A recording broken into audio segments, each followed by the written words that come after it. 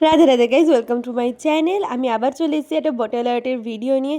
এখানে আমি ক্লে দিয়ে এই আর্টটা করেছি, আর এখানে লোটাস থিমের উপর যেহেতু করেছি তার জন্য তার বেস কালারটা আমি ব্লু রেখেছি। আর এই ভিডিও শর্টসে তোমরা অনেক ভালোবাসা দিয়েছো, তো থ্যাংক ইউ। আর এখানে আমি ফার্স্টে দু রকমের ব্লু কালার মিক্সড করে নিয়ে একটা অন্যরকম কালার ক্রিয়েট করেছি। আমার কাছে অ্যাকচুয়ালি অনেক রকম কালারই থাকে না, কারণ যেহেতু আমি সবসময় পেন্টিং করি না। তো আমি এরকমভাবে মিক্সড করে করেই আমার নিজের পছন্দের মতো কালারগুলো আমি করে নিই। তো এখানে আমি ফার্স্ট কোট ব্লু কালারটা দিচ্ছি। তো তারপরে সেটাকে আমি কিছুক্ষণের জন্য শুকিয়ে নেব। তারপরে একটা সাদা কালার মিক্সড করে এর নিচের অংশে আমি সেই কালারটাকে দিয়ে একটা শেডের মতো ক্রিয়েট করছিলাম। তো এই ব্লু কালারটা আগের ব্লু কালারটার সাথে একদম ভালোভাবে মিক্সড করে নিচ্ছি, যাতে আলাদা করে চোখে না লাগে। তারপর এটাকে আমি শুকোতে দিয়ে দেবো। আর তার সাথেই আমি নিয়ে নিয়েছিলাম ক্লে। এর ইউজ হয়তো অনেকেই জানো, তাও বলছি। এখানে দুটো জিনিস থাকে, হার্ডনার আর রেজিন। তো এই দুটোকে নিয়ে ভালো করে মিক্সড করতে হয় এবং সমপরিমাণে নিতে হয়। দুটো মিক্সড করে যখন এক রকম কালার চলে আসে, তখন সেটা উপযুক্ত হয়ে যায় ইউজ করার জন্য এবং নানা রকম শেপ দেওয়ার জন্য। তো এখানে আমি প্রথমেই একটা মণ্ড বানিয়ে নিয়েছিলাম, তারপরে সেখান থেকে 5 ভাগে সমান করে কেটে নিয়ে তার মধ্যে একটু পাউডার অ্যাপ্লাই করে নিচ্ছি, যাতে সেটা হাতে স্টিক করে না যায়। তারপরে ওয়াটার ড্রপের মতো একটা শেপ নিয়ে সেটাকে বেঁকিয়ে একটা লোটাসের পাপড়ির মতো শেপ দিচ্ছি। প্রথমে 4টে এরকম বেঁকিয়ে শেপ দেওয়ার পর ওটাকে সেট করে নিতে হবে। তারপরে একটা ওয়াটার ড্রপের মতো শেপ দিয়ে সেটাকে মেন পাপড়িটা জায়গায় বসিয়ে দিতে হবে। তাহলে একদম লোটাসের শেপ তৈরি হয়ে যাবে।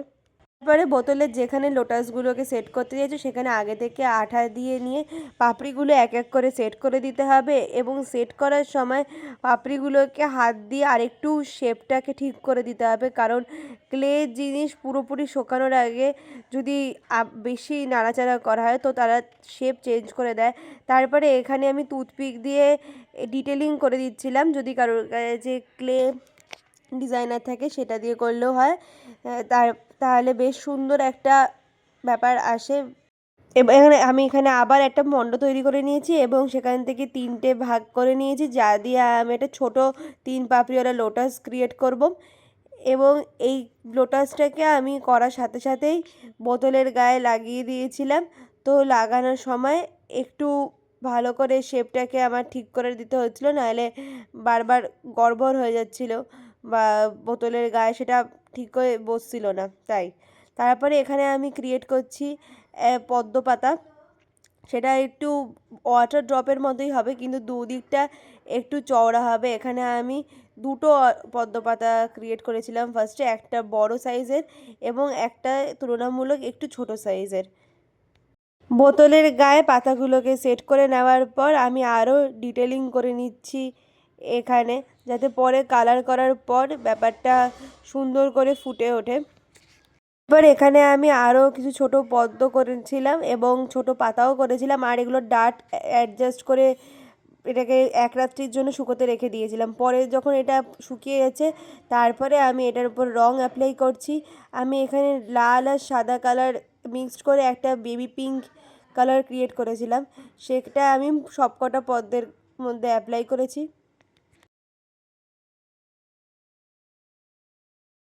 এখানে আমি এরপর পাতাগুলোতে আর ডার্টগুলোতে গ্রিন কালার করে নিচ্ছি, যেটা লাইটের কারণে সি গ্রিন দেখাচ্ছে, বাট একদমই সি গ্রিন কালার এটা ছিল না।